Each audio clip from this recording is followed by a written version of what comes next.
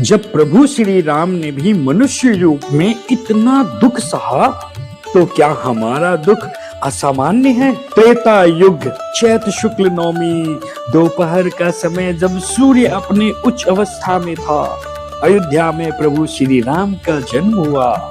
चारों दिशाओं में आनंद छा गया।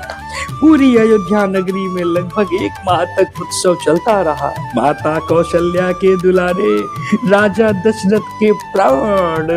समय बीता। राम गुरु वशिष्ठ और विश्वामित्र से ज्ञान ले यज्ञों की रक्षा करने के लिए उन्होंने ताड़का और सुबाहु जैसे राक्षसों का वध किया। मार्ग में अहिल्या मिली, एक श्रापित शिला। राम के चरण स्पर्श से अहिल्या को उनका शरीर और सम्मान वापस मिला। फिर राम पहुंचे मिथिला, जहां सीता स्वयंवर था। परशुराम के पूज्य देवादिदेव शिव का धनुष राम ने उसे भंग कर दिया और सीता राम का विवाह हुआ। अयोध्या लौटी खुशियां, घर घर दीप जले, राज्याभिषेक की थी तैयारी। एक रात में सब कुछ बदल गया। कैकेयी के वचन और राम का वनवास 14 वर्ष का। पत्नी सीता और भाई लक्ष्मण के साथ राम वन वन भटके, अनेक ऋषियों का कल्याण किया। फिर अधर्म हुआ, रावण ने सीता का हरण किया। राम को वियोग का असहनीय दुख मिला। अंततः युद्ध हुआ, रावण का वध हुआ, एक युग का अंत हुआ। लंका में राम नाम की गूंज और विभीषण का राज्याभिषेक हुआ।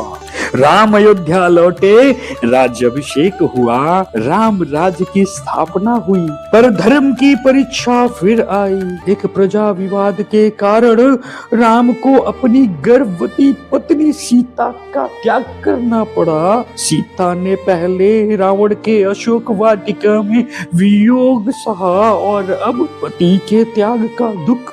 ऋषि वाल्मीकि के आश्रम में उन्होंने लौ और कुश को जन्म दिया। बचपन पिता के बिना बीता। लौ और कुश का समय आया। लौ कुश राम के सामने आए, एक आश्रम के भिक्षुक योद्धा की तरह। राम को पत्नी और पुत्रों का सुख मिला, पर अगले ही पल सीता मैया धरती में समा गई। फिर राम और सीता अलग हो गए। यह कथा हमें सिखाती है कि सुख और दुख जीवन का हिस्सा है। जब स्वयं प्रभु श्री राम ने त्याग और वियोग सहा और फिर भी अपने कर्तव्य से नहीं डिगे, तो हमें भी धैर्य रखना चाहिए। धर्म के साथ चलिए, राम नाम को जीवन